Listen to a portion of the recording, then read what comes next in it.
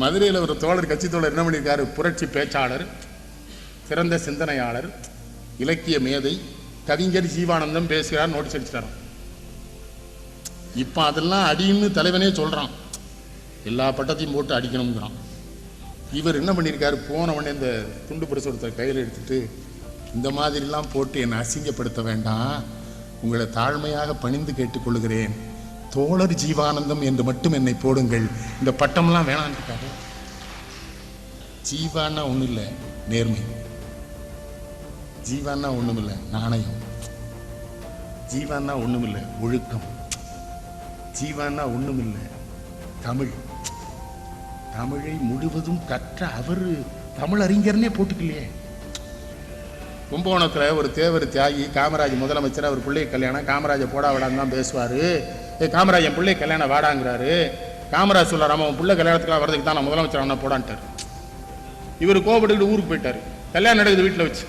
கல்யாணத்தன்னைக்கு முதலமைச்சர் கார் வந்து நிற்கி காமராஜ் இறங்குறாரு. இவர் வெளியே வந்து வரமாட்டேன்னு என்னடா வந்திருக்கேன்னு, நான் வருவேன்னு சொன்னால் நீ கடன் வாங்குவேன், பெரிய மண்டபம் வாங்குவேன், சிக்கல் போடுவிடா கிறுக்கு போயில, அதுக்கு தாண்டா அப்போ வந்தேன், வா வா சோறு போடுங்கிறார். இந்த ஆள் சொல்றாரு, பிள்ளைகளை வாழ்த்துங்கிறாரு. இல்லை நான் கல்யாணம் ஆதவே, நான் வாழ்த்துனா பொம்பளைகளுக்கு பிடிக்காது, கூமுட்டை, வாடா சோறு போடு, சாப்பிட்டு போறேன். இப்போ எவன் வாழ்த்துறானே தெரியலையே தோழர். இப்போ கல்யாண வீட்டுக்கு தலைவன் வந்தாலே மணமகனை விட இவன் படம் பெருசா இருக்கு.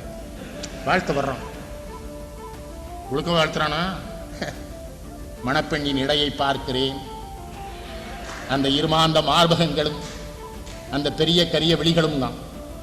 அப்பவுமே தொண்டன் நினைக்கான், தலைவனை வீட்டுக்குள்ளேயே விட்டுறப்படாது, வெறும் ஈனப்பயலா இருப்பான் போல தெரியுது. கல்யாணம்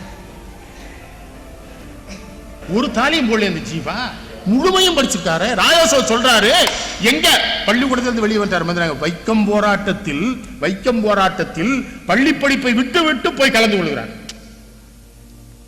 ஆனா பணக்காரன் பேர் பூரா வெளியே வந்தது, ஏழை ஜீவா பேர் வரல இல்லையா? 15 வயதிலே தன் ஊரை சேர்ந்த ஒரு தாழ்த்தப்பட்ட குலத்தை சார்ந்த தன்னுடைய தோழனை அழைத்துக் கொண்டு சுசீந்திரன் தானுமாலே சாமி கோயிலுக்குள்ள போயிடுறாரு. பெரிய கலாட்டா ஊர்ல. அவங்க அப்பா பட்டமளை எடுப்ப தகராறு, என்ன உன் பையன் இந்த வம்பெல்லாம் பண்றான் ஊர்லன்னு கேட்கல. கதர் தான் கெட்டுவேன்னு கொள்கையா? அம்மா இறந்து போயிருக்காங்க, கொல்லி வைக்கணும், அப்பா கொல்லி வைக்கிறாராம், கதர் வேட்டி எடுத்து கூட கொல்லி வைக்கிறேன். நாகர்கோயிலில் கதர் கிடையாது, திருநெல்வேலி வரை ஆள் அனுப்பிச்சு பார்த்துருக்காரு, கதர் கிடையாது, கொல்லியை வைக்கல தாய்க்கு. இப்போ யோசிங்க, அவ்வளவுதான், வேற என்ன சொல்றது தமிழ்நாட்டை.